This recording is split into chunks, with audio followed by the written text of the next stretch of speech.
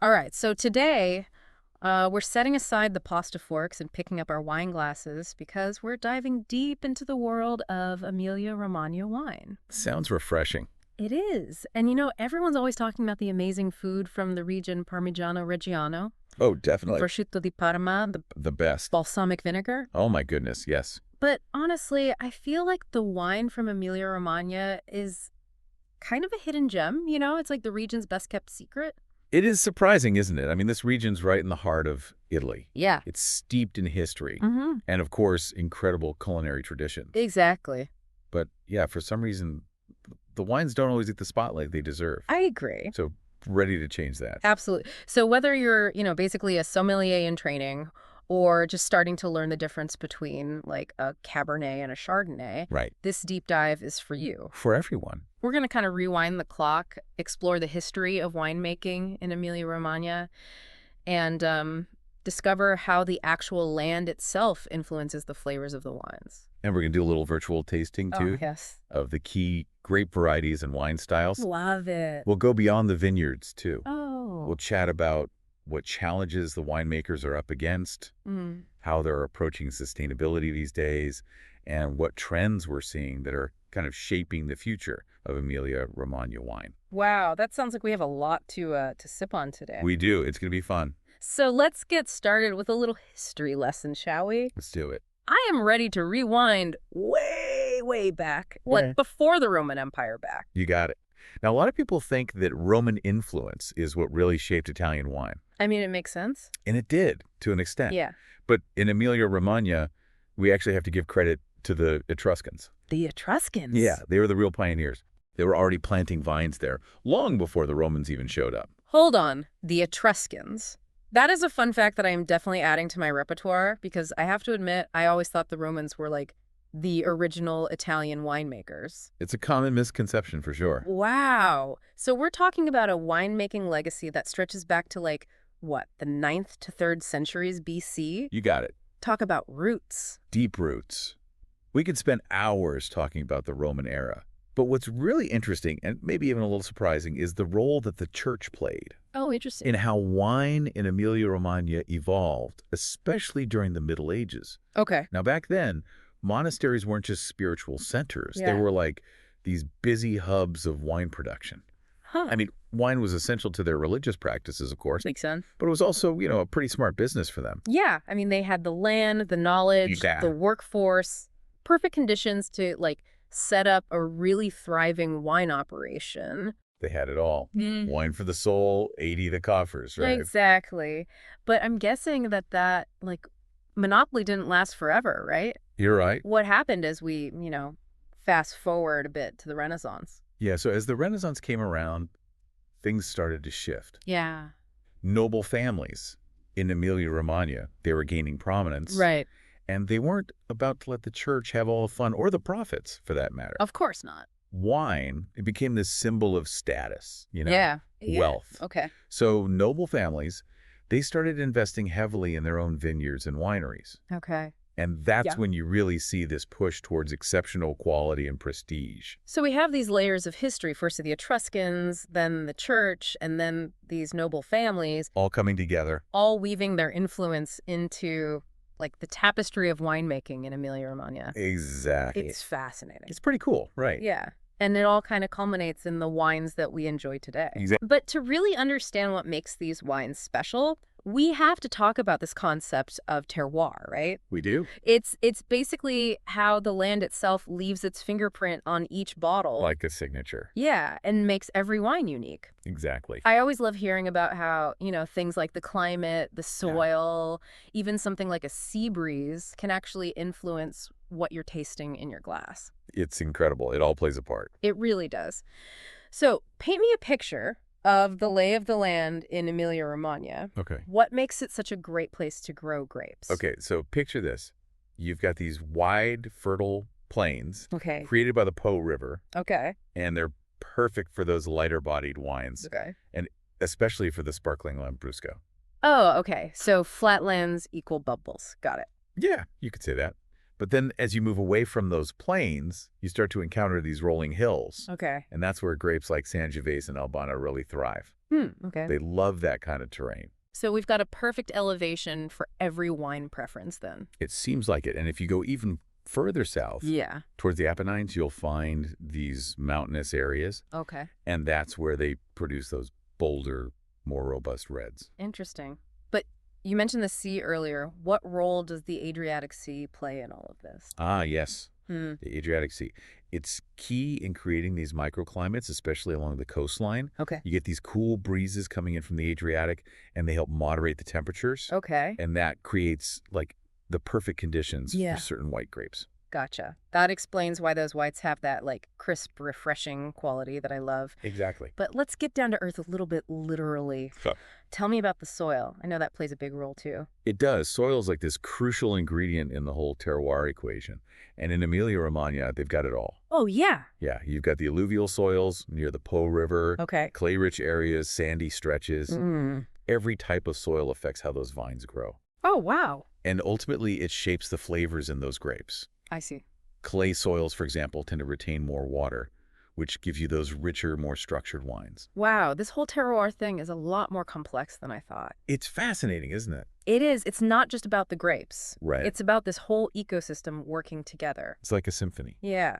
Now, before we move on, can you just give us like a really quick intro to those 3 subregions you mentioned earlier? Sure. So in the West, you've got Colli Piacentini, Okay. known for its Barbara-based reds. Okay. Then there's Colli Bolognesi, which is around Bologna, Right. and they excel in Pignoletto Okay. and some other unique local varieties. Gotcha. And then lastly, in the East, you've got Romagna, Okay. which is the heartland of Sangiovese and Albana. So each subregion kind of has its own like star players? They do, but we'll save that for later. All right. So we've covered the history, the lay of the land, and these fascinating subregions. Now I'm ready to get to the stars of the show. Me too. The grape varieties themselves. Let's do it. And where better to start than with the grape that embodies Emilia Romagna for so many people, Lambrusco. Ah, Lambrusco. I feel like it's such a well-known name. Yeah. But to be honest, I think it's often misunderstood, you know? I agree. A lot of people think it's just one type of wine, Right. but there's so much more to it, right? So much more. So give it to me straight. Okay. What's the deal with Lambrusco? Okay, so Lambrusco, it's not just one grape. Okay. It's actually a whole family of grapes. A family. Yeah, and each one has its own distinct personality. Okay.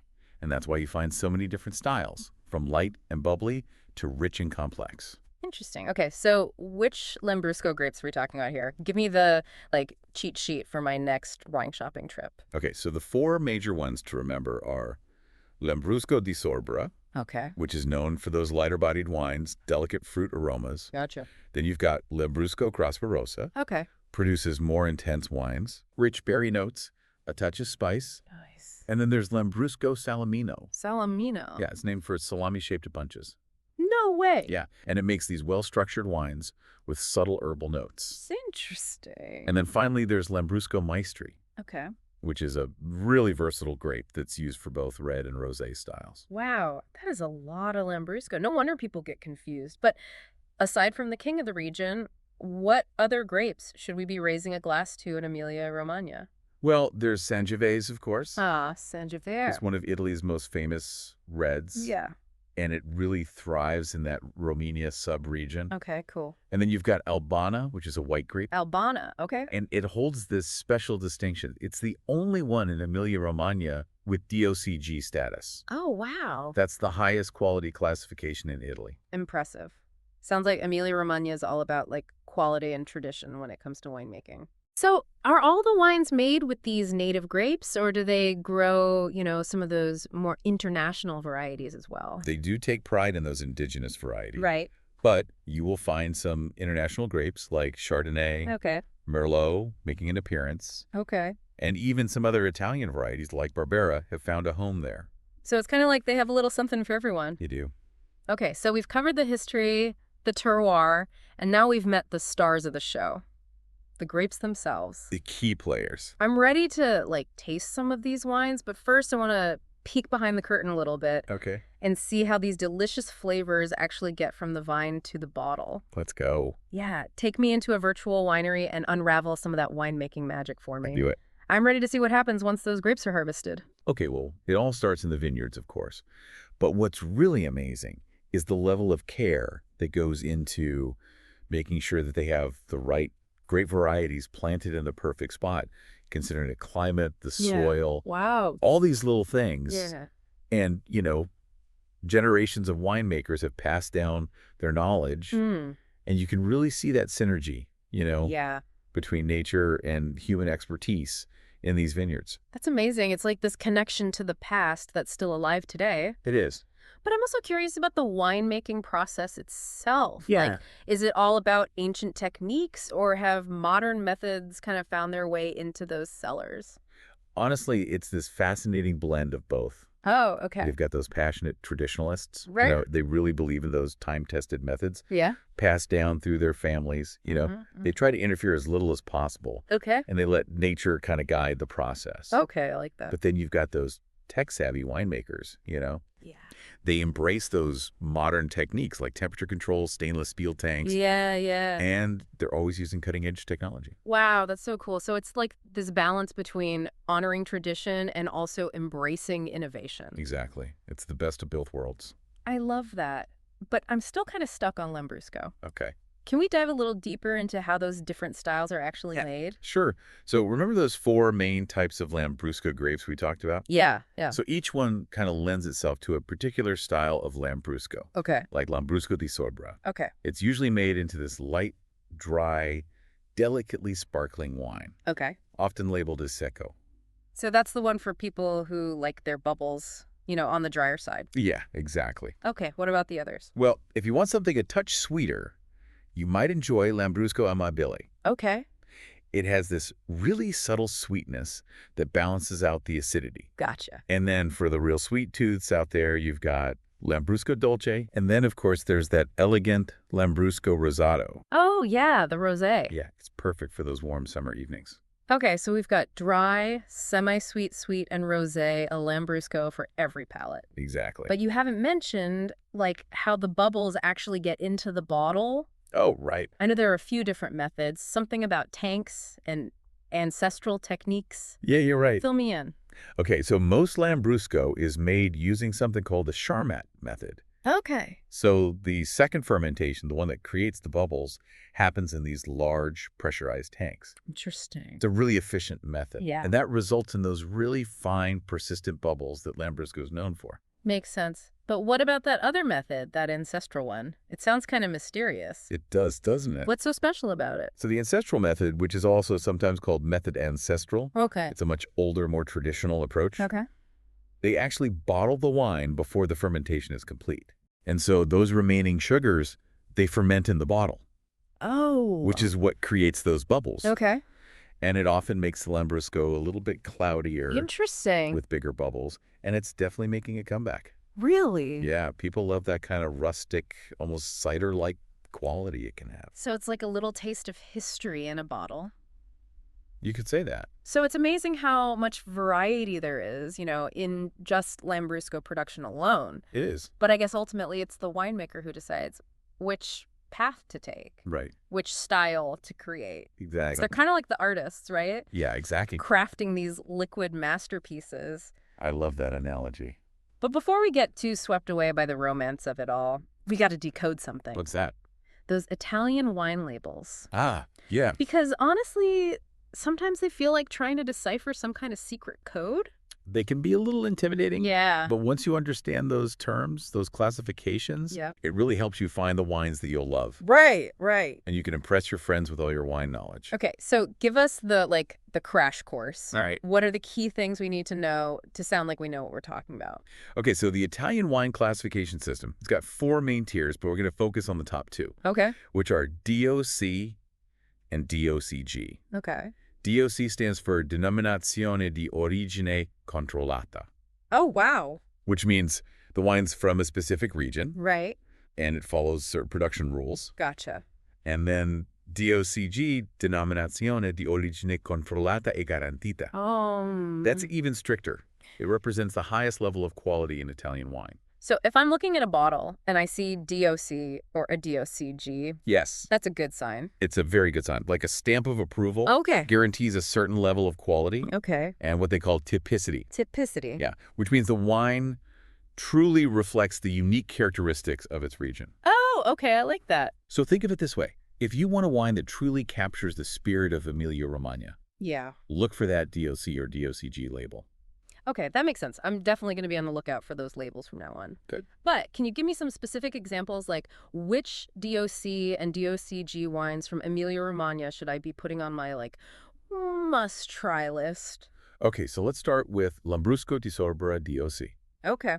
So remember, this one's fantastic if you like a dry, crisp Lambrusco with those nice floral aromas. Yes, love it. And then you've got Albana di Romagna DOCG, Okay. which is the only white wine from the region to reach that DOCG status. Oh, wow. Oh, It's known for its complex aromas, and you can find it in both dry and sweet styles. okay. Those two are definitely going on my shopping list. Awesome. What about reds? Any standout DOC or DOCG reds for those of us who like something a little bolder? Yeah, if you like bold reds, you have to try Sangiovese di Romagna DOC. Okay. So this is the Sangiovese expression from the Romagna subregion. Right. It offers a much richer, fuller-bodied experience. Okay. Nice, firm tannins. Nice. And it has the potential to age beautifully. Oh, wow. Yeah. Okay, I'm feeling much more confident about those Italian wine labels now. Good. But let's be honest, the ultimate way to enjoy wine is with food, right? Oh, absolutely. And when it comes to food, Emilia Romagna is like a culinary paradise. It's a dream. It is. And their wines are just meant to be paired with all that incredible cuisine. They are. It's Yeah. all about finding those perfect matches, Yeah. that elevate both the food and the wine. Oh, my taste buds are tingling already. Give me some like irresistible pairing suggestions Okay. that will have me booking a flight to Italy ASAP. All right, so let's start with a classic. Parmigiano Reggiano and aged Sangiovese di Romagna. Ooh.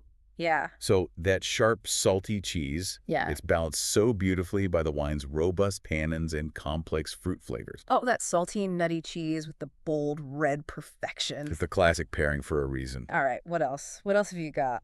Okay, another iconic pairing is prosciutto di Parma with melon and a dry Lambrusco. I can almost taste it. That saltiness of the prosciutto, the sweetness of the melon, Yeah. and then that fruity, effervescent Lambrusco. That's a symphony of flavors right there. It is. But we can't forget about all that pasta. Oh, the pasta. Emilia Romagna is famous for its pasta dishes. What wines would you pair with those? So with pasta, it's all about complementing the sauce. Okay. So something like a lighter white, like a Trebbiano Romagnolo, Okay. would be lovely with tortellini and brodo. Okay. Those delicate flavors really enhance the richness of the broth. I see. And then, on the other hand, a bolder red, like Sangiovese di Romagna, Yeah. would stand up beautifully to a rich tagliatelle alla goût. This is making me so hungry. Me too. It's incredible how the wines from Emilia Romagna just seem perfectly tailored to the region's cuisine. I know. Like they were meant to be enjoyed together. They were. But let's shift gears just a little bit and talk about another aspect of Emilia Romagna that makes it so special. Okay. Wine tourism. Ah, yes. Emilia Romagna. It's not just a wine region. It's not. No, it's a destination. Oh, okay. A place that invites you to explore, immerse yourself in the culture, the history, the beauty. All right, I'm sold. Tell me more. What kind of adventures await, beyond those vineyards? Well, imagine hiking through the Apennines, Okay. exploring historic cities like Bologna, Parma, Modena, Ooh. each one with its own unique charm and culinary treasures. Yeah. And for those of us who, want to get a little more hands-on, Yeah. are there cooking classes? Oh, yeah. Incredible cooking classes where you can learn the art of pasta making, Sign me up. I love doing things like that when I travel, really immersing myself. It's the best way to experience a culture. What else is there? Well, you could enjoy picnics in the vineyards, Oh, nice. wander through local markets, Oh, yeah. attend these lively festivals Yeah. that celebrate the region's food and wine. Love it. And for a real off-the-beaten-path adventure, Okay. you could explore what they call the Strada dei Vini e dei Sapori. The Tassor. What? My Italian's a little rusty. No worries. It just means roads of wine and flavors. Oh, okay. They're these scenic routes that go through the heart of Emilia-Romagna's wine country. Oh, wow. They connect wineries, restaurants, agriturismos, and charming villages. That sounds incredible. Definitely going on my travel bucket list. That's a must-do. It is. But, we should take a moment to acknowledge the realities that winemakers are facing everywhere these days. Yeah. Especially with climate change impacting vineyards all over the world. It's a big concern. It is. What's the situation like in Emilia Romagna? Yeah, so climate change is a real pressing concern. And the winemakers there, they're definitely feeling the effects. Hotter summers, less predictable rainfall, Okay. even some extreme weather events, which can impact grape quality and how much they're producing. Yeah, that's worrying. So what are they doing to adapt to protect their vineyards? They're showing incredible resilience and ingenuity in the face of all of this. That's good. Yeah, a lot of them are experimenting with drought-resistant grape varieties, Oh, smart. implementing water conservation techniques, Okay. and really thinking about how they manage the vineyards to protect the vines from extreme heat. So it's like they're really dedicated to, preserving this winemaking heritage for future generations. They are. That's great. It's inspiring to see them embracing innovation while also honoring those traditions. Yeah. But climate change isn't the only hurdle that they're facing. All right. I mean, the global wine market, it's Yeah. so competitive these days. It is. How is Emilia Romagna standing out in such a crowded marketplace? That's a really good point. Yeah. To stand out, you need a clear identity. Yeah. You need a commitment to quality. Right. And luckily, Emilia Romagna, it has a few advantages. We talked about their unwavering focus on quality and authenticity. Yeah. They're utilizing those unique native grapes, those time-honored production methods. Exactly. And they're also really leading the way in the sustainability movement, Oh, that's great. which is really resonating with consumers who are more and more conscious about the environment. Yeah, sustainability is such a hot topic these days. It is. So what are the winemakers doing to make sure that their practices are, environmentally responsible? Well, for them, it's not just a trend. Right. It's a way of life. Mm. A lot of them are adopting organic and biodynamic practices, Okay. which means no synthetic pesticides, herbicides, or fertilizers. Wow. They're also really focused on energy efficiency in the winery. Okay. So they're using renewable energy sources, minimizing their impact on the environment. So they're creating wines that are delicious, Yes. but also reflect, this respect for the land. Absolutely. I love that. It's really admirable. It is. So with all these challenges and opportunities, what do you think the future holds for Emilia Romagna wine? It's such an exciting time to be following what's happening there. Yeah. They're at a crossroads, Mm. but I'm optimistic. Okay. I think with continued research, this dedication to innovation, Yeah. and this real commitment to preserving what makes them unique. Right. Those indigenous grapes, those terroir-driven wines, the sustainable practices. It's a great combination. I think the future's really bright for Emilia Romagna wine. This deep dive has been a real eye-opener for me. Yeah. I knew Emilia Romagna was a foodie destination, Right? but now I'm adding it to my wine travel bucket list. I think you should. What's so exciting about this region is that it's still kind of under the radar, It is. especially for people who think they know Italian wine. Right. It's like discovering this hidden gem. Absolutely. Full of surprises and delights. That's what I love about these deep dives. We get to uncover these treasures and share them with our listeners. Exactly. So if you had to pick just one thing that really surprised you about Emilia Romagna wine, what would it be? Ooh, that's tough. Yeah. But honestly, I think the thing that surprised me most was the sheer diversity. Yeah. It goes way beyond just Lambrusco. Right. We're talking sparkling, robust, complex, even sweet wines, rosés, Wow. all made with this deep respect for tradition and a passion for innovation. It's amazing. It really is. So to our listeners, what was your favorite fact or takeaway from this deep dive? Which wine are you now eager to try? Share your thoughts with us on social media. We always love hearing from you. And remember, this is just the beginning of your Emilia Romagna wine adventure. Oh, yeah. Seek out these wines. Yeah. Explore the region, even if it's just online for now. And let your palate experience the magic of Emilia Romagna firsthand. I love that. You won't be disappointed. Cheers to that. And until our next deep dive, keep exploring, keep learning, and keep raising a glass to the world of wine. Salute. I'm with you on that. It's amazing, right?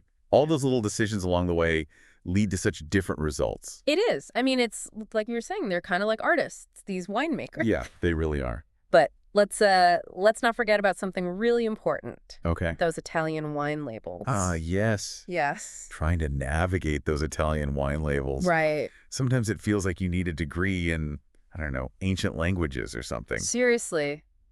It can be a little intimidating, honestly. It can, but, once you understand the basic terminology and classifications, Yeah. it can really help you find the wines that you'll love. Right?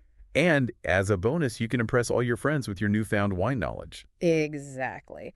Okay, so give us the crash course. Okay. What are the key things we need to know?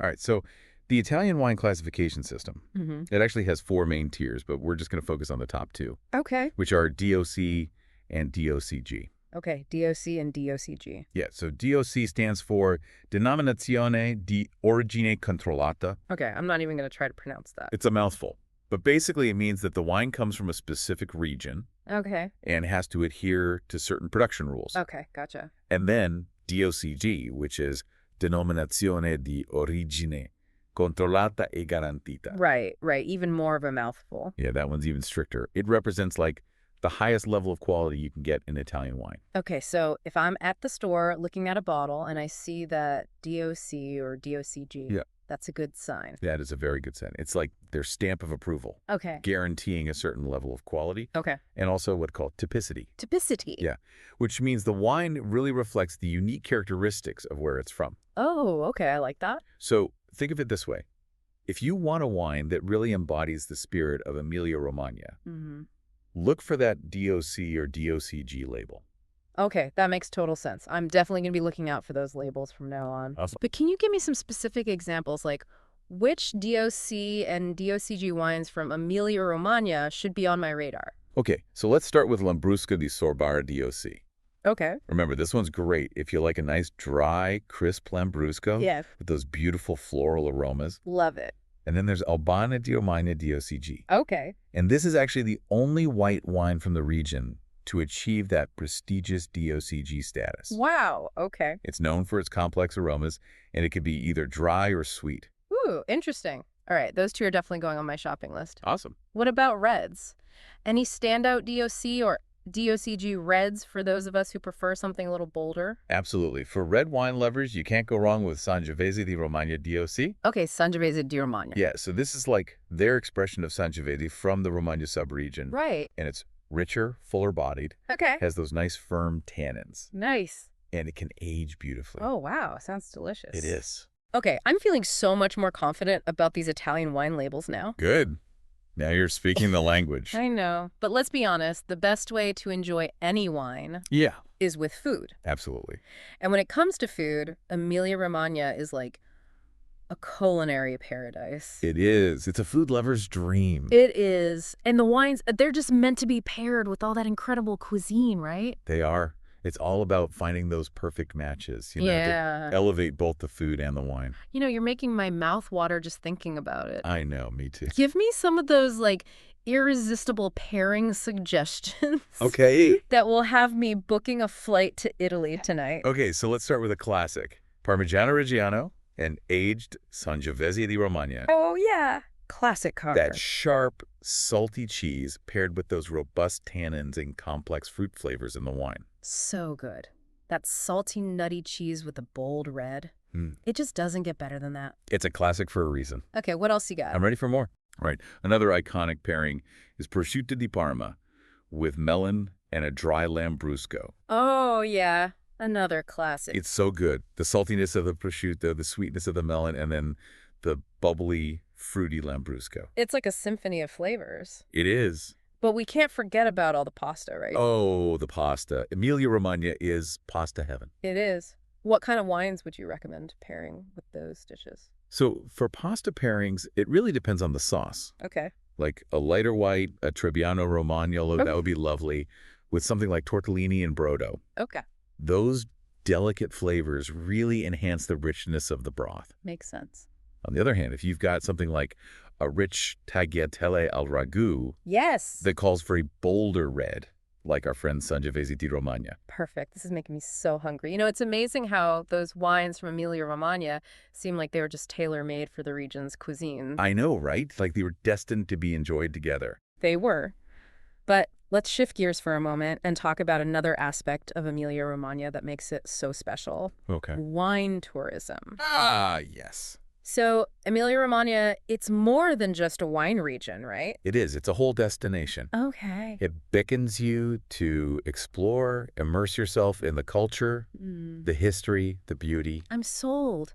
Tell me more. What kind of adventures await beyond those beautiful vineyards? All right, so picture this.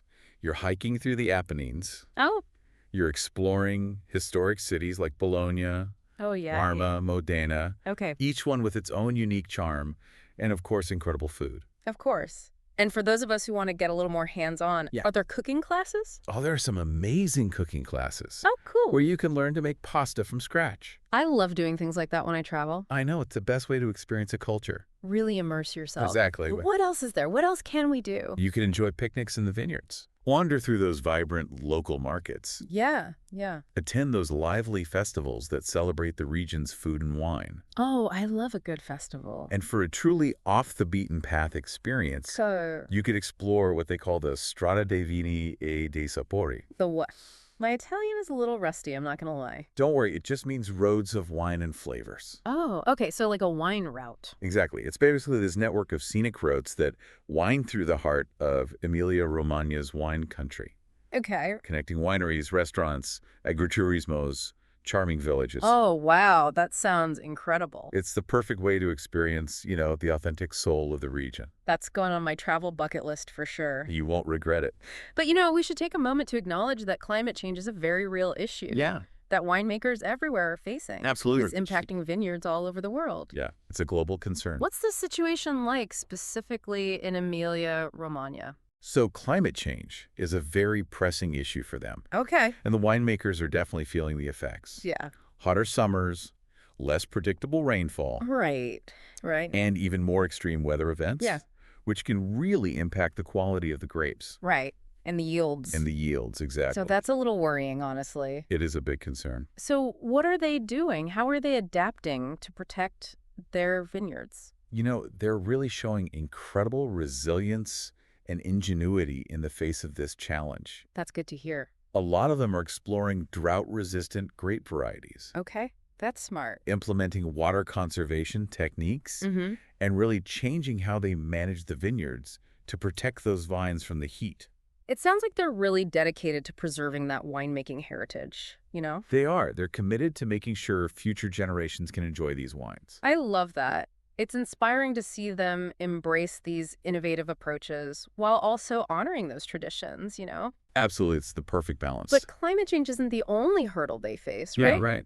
The global wine market. Yeah. It's just so competitive these days. It is. It's a tough market out there. How is Emilia Romagna standing out in such a crowded field? That's a great question. Yeah. To stand out, you need a clear identity. Right. You need that commitment to quality. Yeah. And luckily, Emilia Romagna, it has a few advantages. Okay, like what?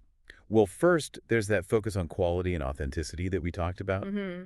utilizing those unique native grapes, Yeah. those time-honored production methods. Right. And they're also at the forefront of the sustainability movement. Oh, that's great.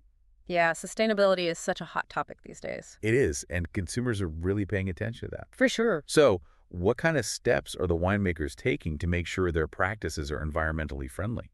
For them, sustainability is more than just a trend. Right. It's a way of life. A lot of the winemakers are embracing organic and biodynamic practices, Okay. which means no synthetic pesticides, herbicides, or fertilizers. Oh, wow. That's impressive. And they're also focused on energy efficiency in the winery itself. Okay. They're using renewable energy sources, Yeah. trying to minimize their environmental impact. It's all about creating wines that are not only delicious, but also, reflect that respect for the land. Exactly. It's wonderful to see a region so dedicated to protecting that natural beauty. I agree. But with all these challenges and opportunities, Yeah. what do you think? What does the future hold for Emilia Romagna wine? I think it's a really exciting time to be following what's happening there. Yeah. I mean, they're at a crossroads in a way, Right. but I'm optimistic. Okay. I think with continued research, Yeah.